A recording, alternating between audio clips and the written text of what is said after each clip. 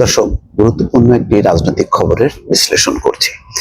খালেদা জিয়ার সঙ্গে দেখা করেছেন সেনাপ্রধান। খুবই সাদামাটা সাধারণ একটি খবর পরিবেশন করা হয়েছে দলের পক্ষ থেকে, কিন্তু এর ভেতরে একটি গভীর রাজনৈতিক তাৎপর্য খুঁজে পাচ্ছেন রাজনৈতিক বিশ্লেষকরা। কি সেটা বলার আগে একটু ধৈর্য ধরে যে খবরটি যেভাবে পরিবেশন করা হয়েছে সেটি আগে শুনুন, তারপরে এর রাজনৈতিক মাঝে যা কি অন্তর্নিহিত কারণ কি থাকতে পারে, কি কি আলোচনা গভীর রাতে রাজনৈতিক মহলে ঘুরছে ফিরছে সেটি আলোকপাত করার চেষ্টা করি। বিএনপি চেয়ারপারসন খালেদা জিয়ার সঙ্গে দেখা করেছেন সেনাপ্রধান জেনারেল ওয়াকারুজ্জামান। বৃহস্পতিবার রাতে রাজধানীর গুলশানে বিএনপি চেয়ারপারসনের বাসভবনে বিএনপি নেত্রীর সঙ্গে দেখা করে তার স্বাস্থ্যের খোঁজ নেন সেনাপ্রধান। এ সময় সেনাপ্রধানের সঙ্গে ছিলেন তার স্ত্রী বেগম শাহনাজ কামালিকা রহমান।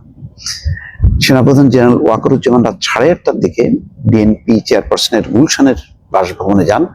সেখানে তাকে স্বাগত জানান খালেদা জিয়ার নিরাপত্তা বিষয়ক উপদেষ্টা মেজর জেনারেল অবসরপ্রাপ্ত ফজলে এলাহি আকবর। বিএনপি চেয়ারপারসনের প্রেস উইং এর সদস্য সাইরুল কবির খান এক সংবাদ বিজ্ঞপ্তিতে এই সাক্ষাতের কথা জানিয়েছেন। ফজলে এলাহি আকবরের বরাত দিয়ে সাইরুল কবির খান জানান, রাত 8:30 থেকে প্রায় 40 মিনিট খালেদা জিয়ার সঙ্গে কথা বলেন সেনাপ্রধান এবং তার সহধর্মিনী। সাবেক প্রধানমন্ত্রী খালেদা জিয়া যেন দ্রুত সুস্থ হয়ে ওঠেন, সেনাপ্রধান সেই দোয়া করেছেন। চিকিৎসার জন্য আগামী সপ্তাহে সম্ভবত সোমবার খালেদা জিয়া লন্ডনে যাওয়ার কথা রয়েছে। তবে দিনক্ষণ এখন চূড়ান্ত হয়নি বলে জানান তার ব্যক্তিগত চিকিৎসক এবং বিএনপির স্থায়ী কমিটির সদস্য এজেডএম জাহিদ হোসেন। কিন্তু কোনো গণমাধ্যম লিখেছে যে সোমবার তার যাওয়ার কথা। আওয়ামী লীগ সরকার আমলে 2018 সালের 8 ফেব্রুয়ারি থেকে দুর্নীতির 2 মামলায় খালেদা জিয়াকে দণ্ড দেওয়া হয়। তখন 2 বছরের বেশি সময় তিনি কারাবন্দী ছিলেন। 2020 সালের 25শে মার্চ আওয়ামী লীগ সরকার নির্বাহী আদেশে খালেদা জিয়ার সাজা স্থগিত করে শর্ত সাপেক্ষে মুক্তি দেয়। এরপর 6 মাস পর আবেদনের প্রেক্ষিতে তার সাজা স্থগিত করে মুক্তির মেয়াদ বাড়াচ্ছিল তৎকালীন সরকার। অসুস্থ খালেদা জিয়াকে বহুবার হাসপাতালে ভর্তি করা হয়েছে। দিনের পর দিন তাকে হাসপাতালে কাটাতে হয়েছে। আওয়ামী লীগ সরকার তাকে বিদেশে যাওয়ার অনুমতি দেয়নি। পরে দেশি বিদেশি চিকিৎসকদের তত্ত্বাবধানে তার অস্ত্রোপচার দেশেই করা হয়। ছাত্র জনতার অভ্যুত্থানে গত 5ই আগস্ট আওয়ামী লীগ সরকারের পতনের পরদিন 6ই আগস্ট খালেদা জিয়াকে নির্বাহী আদেশে মুক্তি দেওয়া হয়। 79 বছর বয়সী খালেদা জিয়া আর্থারাইটিস, হৃদরোগ, ফুসফুস, লিভার, কিডনি, ডায়াবেটিস সহ বিভিন্ন জটিলতায় ভুগছেন। দর্শক, এই হচ্ছে সিম্পল খবর। এখন কথা হলো সেনাপ্রধান দেখা করেছেন। এটি সাধারণভাবে যদি বর্ণনা করেন যে বেগম খালেদা জিয়া তিনি শহীদ প্রেসিডেন্ট জিয়াউর রহমানের স্ত্রী, বিধবা স্ত্রী, সুতরাং সেনা বাহিনীর সঙ্গে বেগম খালেদা জিয়ার একটা সম্পৃক্ততা আছে। তিনি ওয়াকারুজ্জামান যেই বাহিনীর তিনি প্রধান, সেই বাহিনীরই প্রধান ছিলেন মরহুম জিয়াউর রহমান। ফলে তার বিধবা স্ত্রী তার সঙ্গে দেখা করতে যাবেন, এটি হচ্ছে সাধারণভাবে গণ্য করা যায় বা সাধারণভাবে এটি স্বাভাবিক হিসেবেই বিবেচনা করা যেতে পারে।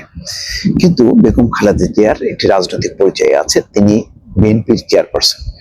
সুতরাং এখন তিনি শুধু প্রয়াত প্রেসিডেন্ট জিয়াউর রহমানের সহধর্মিণী ছিলেন, এটাই তার বড় পরিচয় না। তার চেয়ে বড় পরিচয় তিনি বাংলাদেশ জাতীয়তাবাদী দলের চেয়ারম্যান এবং সাবেক প্রধানমন্ত্রী। তার মানে একটা তার রাজনৈতিক পরিচয় আছে। এখন তার কোনো সরকারি প্রোটোকল নেই বা সরকারি কোনো পদ পদবি নেই, কিন্তু তারপরও বেগম খালেদা জিয়াকে অত্যন্ত গুরুত্ব দেওয়া হচ্ছে রাষ্ট্রীয়ভাবে।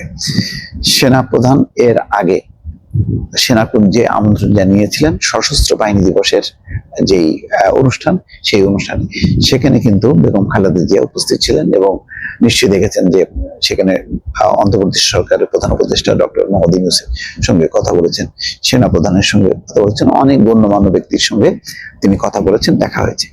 এরপর তার বাসায় আসা এটি একটি নজিরবিহীন ঘটনা।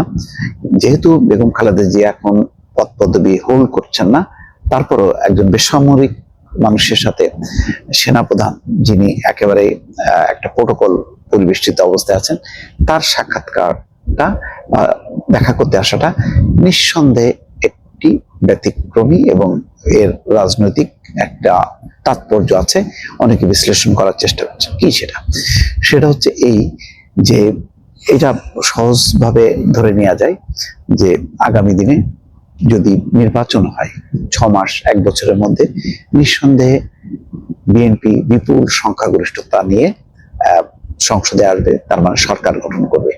সেই সরকারের হয়তো প্রথম পর্যায়ে বেগম খালেদা জিয়া প্রধানমন্ত্রী হতে পারেন। ফলে একজন একেবারে সম্ভাব্য প্রধানমন্ত্রী, ভাবী প্রধানমন্ত্রী, তার সঙ্গে সাক্ষাৎ করতে আসা সেনাপ্রধানের এটি একটা দিক নির্দেশনা দেয় যে আগামীতে কে ক্ষমতায় আসছে।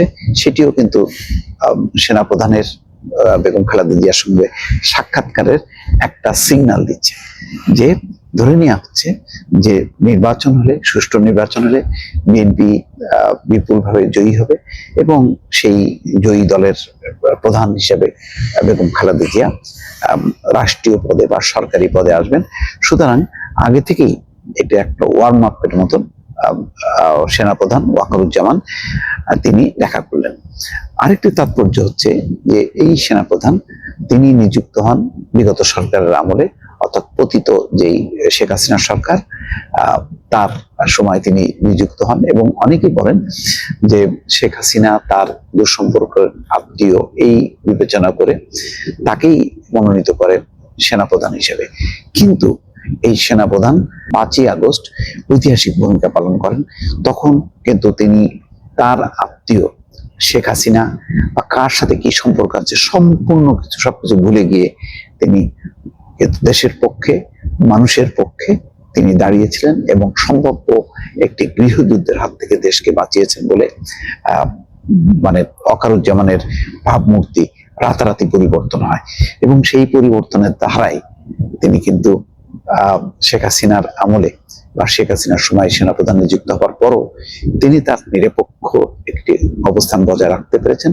এবং তিনি এখন প্রথম আলোকে যেমন সাক্ষাৎকার দিয়েছেন, এটাও ব্যতিক্রমী যে তিনি সেনাপ্রধান থাকা অবস্থায় এর আগে কোনো সেনাপ্রধান কোনো বেসরকারি পত্রিকার সঙ্গে সাক্ষাৎকার দেননি, কিন্তু তিনি দিচ্ছেন।